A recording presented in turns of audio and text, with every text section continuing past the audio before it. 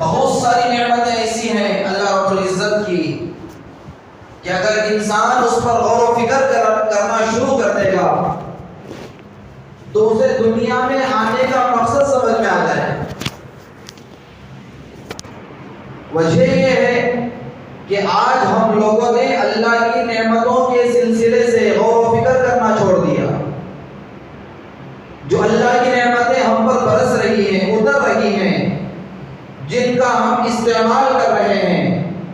جن کو ہم استعمال کر کر اپنی زندگی میں خوشگوار زندگی گزار رہے ہیں، اطمینان والی زندگی گزار رہے ہیں، راحت والی زندگی گزار رہے ہیں، سکون والی زندگی گزار رہے ہیں. اگر اللہ کی نعمتیں ہم پر نہ ہوتی تو ہماری زندگی کے اندر پریشانیاں آ جاتی، ہماری زندگی گزارنا ہمارے لیے مشکل ہو جاتا. اللہ نے سانس کی نعمت عطا فرمائی. اگر سانس لینے میں دقت ہو جائے، سانس لینے میں پریشانی ہو جائے، سانس لینے میں دشواری پیدا ہو جائے، آدمی کو صحیح طریقے سے سانس لینا اور سانس چھوڑنے میں تکلیف ہو جائے تو آدمی کی زندگی گزارنا مشکل ہو جائے گا.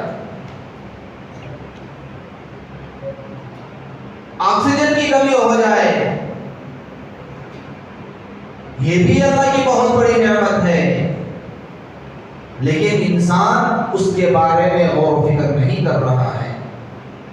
انسان اس کے سلسلے سے سوچ نہیں رہا ہے، بلکہ انسان دنیا کے حصول میں، اللہ کی نافرمانی میں، خواہشات نفسانی میں اپنی زندگی کو لگا رہا ہے. کبھی یہ نہیں سوچتا کہ اللہ نے جو سانس لینے اور چھوڑنے کی جو نعمت عطا فرمائی ہے وہ کتنی بڑی نعمت ہے. اللہ نے جو دیکھنے کی صلاحیت عطا فرمائی ہے وہ کتنی بڑی نعمت ہے. اللہ نے جو بولنے کی صلاحیت عطا فرمائی ہے. بہت سارے ایسے لوگ ہیں جو زبان تو ہے، چہرہ تو ہے، منہ تو ہے، ہونٹ تو ہے، لیکن وہ اپنے زبان سے الفاظ کو ادا نہیں کر سکتے. کبھی ہم نے یہ نہیں سوچا کہ اللہ کی نعمت، اللہ نے ہمیں بولنے کی طاقت بھی عطا فرمائی. اپنے معافی ضمیر کو ادا کر کے اپنی ضرورت کو پورا کرنے کے لیے اللہ نے زبان عطا فرمائی. اگر زبان نہ ہوتی تو اپنی ضرورت کو ہم لوگوں کے سامنے کیسے بول سکتے، اپنے کام کو کیسے مکمل کر سکتے، اپنے پریشانیوں کو کیسے حل کر سکتے، اپنی طبیعت کے سلسلے سے ڈاکٹر کے سامنے کیسے بول سکتے. اللہ نے بولنے کی طاقت بھی عطا فرمائی. اللہ نے زندگی عطا فرمائی. اللہ نے چلنے کی صلاحیت عطا فرمائی، چلنے کی طاقت عطا فرمائی. میرے عزیز دوستوں، بزرگوں، اتنی نعمتیں اللہ رب العزت انسان کے اوپر اتار رہے ہیں. اگر ہم اللہ کی نعمتوں کے بارے میں غور و فکر کریں گے تو اللہ کی بندگی کرنے میں ہمارے لیے آسانی پیدا ہو جائے گی. اگر اللہ کی نعمتوں کے بارے میں غور و فکر نہیں کریں گے تو اللہ کی ناشکری بھی پیدا ہوگی اور اللہ کی نافرمانی بھی کرنے لگ جائیں گے. اسی لیے اللہ رب العزت نے قرآن مجید میں فرمایا کہ وَإِن تَعُدُّوا نِعْمَتَ اللَّهِ لَا تُحْصُوهَا. اے میرے بندو، تم میری نعمتوں کو شمار نہیں کر سکتے، میری نعمتوں کے بارے میں غور و فکر نہیں کر سکتے اور گن نہیں سکتے. پچھلے جمعہ آپ حضرات کے سامنے امانت داری کے سلسلے سے بات چل رہی تھی. امانت داری صرف مال کی امانت داری نہیں ہے، بلکہ ہماری جان بھی اللہ کی ایک امانت ہے، ہماری صلاحیت بھی اللہ کی ایک امانت ہے، ہماری طاقت بھی ایک اللہ کی امانت ہے، ہمارے دیکھنے کی جو صلاحیت ہے وہ اللہ کی امانت ہے، ہمارے ہاتھ میں جو طاقت ہے، وہ جو اٹھانے کی جو طاقت ہے وہ بھی ایک اللہ کی امانت ہے، جو دیکھنے کی صلاحیت ہے وہ بھی ایک اللہ کی امانت ہے. اگر کوئی آدمی کسی آدمی کو امانت داری کے طور پر کوئی رقم دیتا ہے، اگر وہ آدمی صحیح معنی میں امانت داری کو ادا نہیں کرتا، امانت داری کو اس کے آدمی کے سامنے پیش نہیں کرتا، وہ آدمی خیانت دار بن جاتا ہے. ان اللہ یامرکم ان تؤدوا الامانات الی اہلھا، اللہ نے حکم فرمایا کہ اے ایمان والوں تمہیں چاہیے کہ تم اپنی امانتوں کو جو لوگوں نے تمہیں عطا فرمایا ہے اسے صحیح معنی میں اس آدمی تک پہنچاؤ۔ وَإِذَا حَكَمْتُمْ بَيْنَ النَّاسِ أَن تَحْكُمُوا بِالْعَدْلِ، جب لوگوں کے درمیان میں تم فیصلہ کرو، جب لوگوں کے درمیان میں تم کوئی فیصلہ سناؤ تو تمہیں چاہیے کہ تم عدل و انصاف کے ساتھ لوگوں کے سامنے فیصلہ سناؤ۔ اس کے اندر کوئی بھید بھاؤ نہ ہو جائے، یہ میرا بھائی ہے، یہ میرا رشتہ دار ہے، ایسا نہیں کرنا چاہیے۔ اگر ایسا کرو گے تو تم گنہگار بن جاؤ گے، اللہ کے نافرمان بن جاؤ گے۔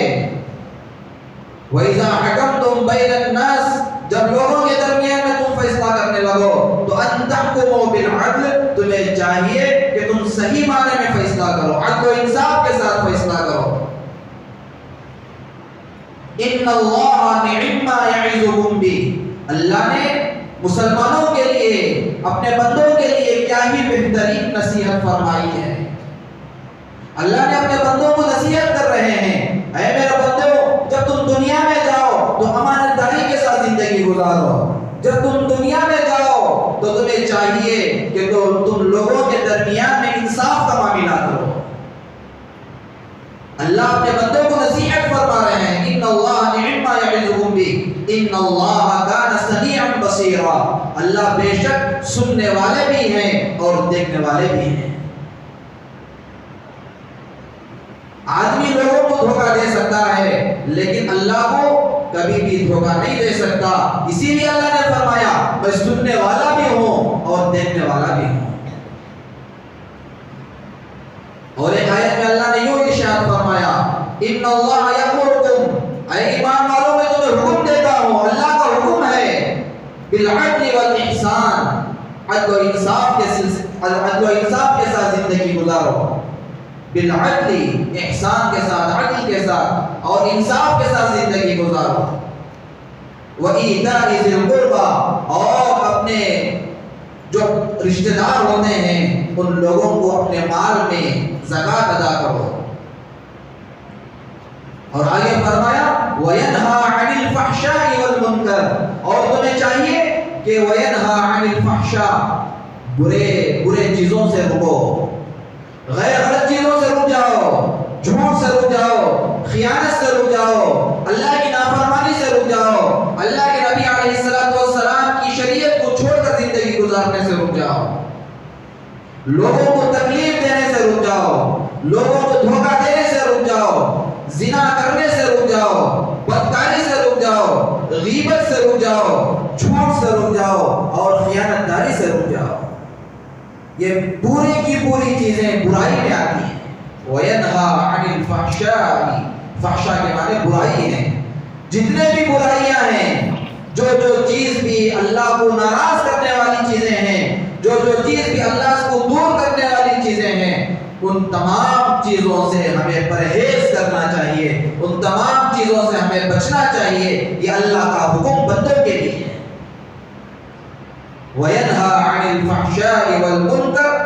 وَالْبَغْيِ يَعِظُكُمْ لَعَلَّكُمْ تَذَكَّرُونَ، یہ بھی تمہارے لیے نصیحت ہے، یہ ان لوگوں کے لیے ہے جو صحیح معنی میں سمجھنے والے ہیں، عقل والے ہیں، دین کی سمجھداری رکھنے والے ہیں، یہ لوگ ان باتوں کو سمجھ کر زندگی گزارنے والے بنیں گے۔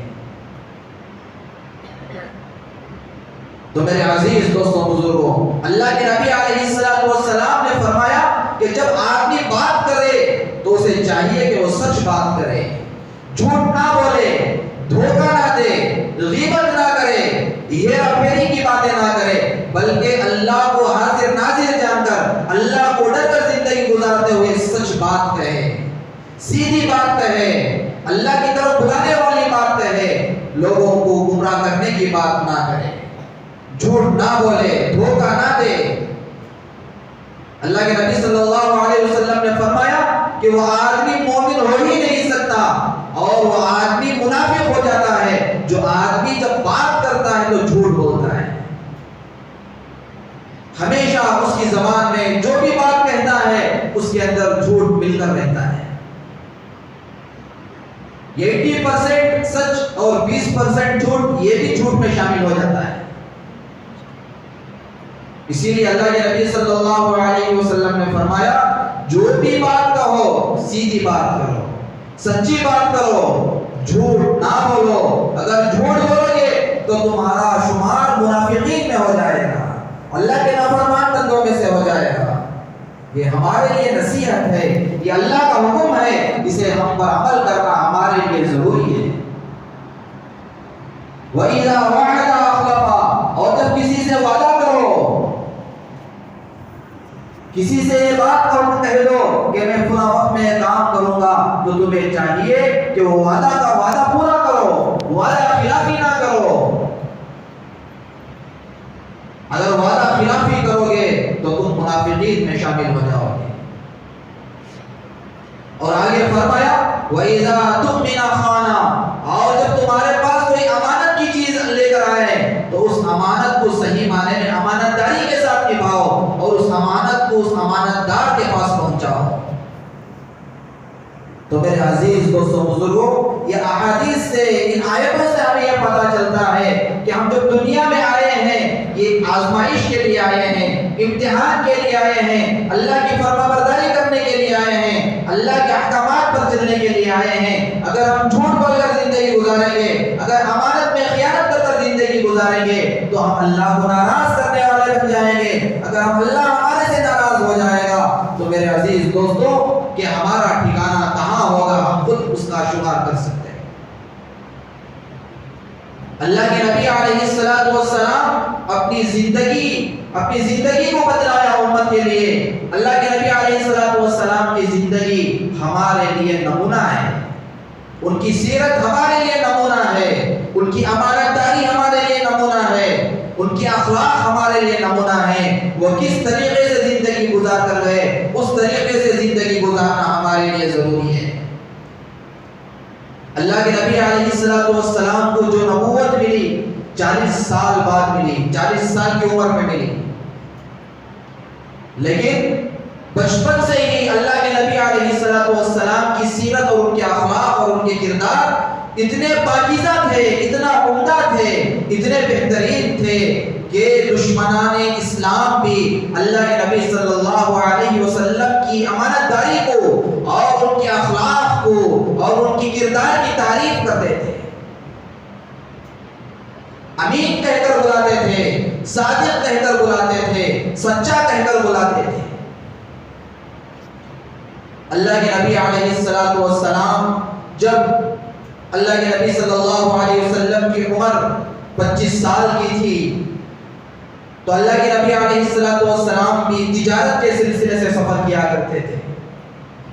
تجارت کرنا بھی اللہ کے نبی کے سنتوں میں سے ایک سنت ہے۔ تجارت کوئی دین سے الگ چیز نہیں ہے، تجارت کرو لیکن امانت داری کے ساتھ کرو، جس طریقے سے اللہ کے نبی علیہ السلام نے تجارت کی۔ جب حضرت خدیجہ رضی اللہ تعالی عنہا کو معلوم ہوا کہ جناب محمد رسول اللہ صلی اللہ علیہ وسلم بھی تاجر ہیں، تجارت کرتے ہیں، اور ان کو پتا بھی تھا کہ اللہ کے نبی صلی اللہ علیہ وسلم اپنی تجارت میں امین ہیں، صادق ہیں، سچے ہیں اور وہ کبھی جھوٹ نہیں بولتے، اسی لیے حضرت خدیجہ الکبریٰ رضی اللہ تعالی عنہا نے یہ سوچا کہ کیوں نہ میں جناب محمد رسول اللہ صلی اللہ علیہ وسلم کے ساتھ تجارت کروں۔ بڑی تاجرہ تھی،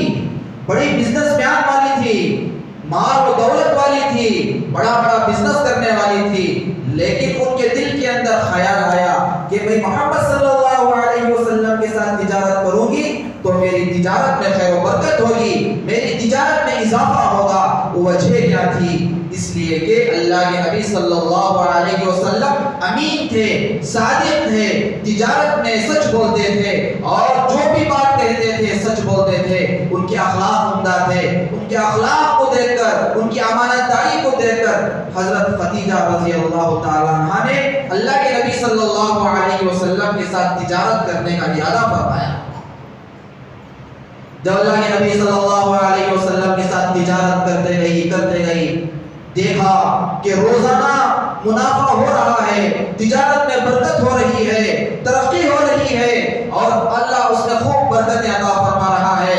تو ایک دن اللہ کے نبی علیہ السلام کے اخلاق کو دیکھ کر، ان کے کردار کو دیکھ کر، ان کی سچائی کو دیکھ کر، مکے کی زبردست مالدار صاحبہ خدیجۃ الکبریٰ رضی اللہ تعالی عنہا نے اللہ کے نبی صلی اللہ علیہ وسلم کو نکاح کا پیغام بھیجا۔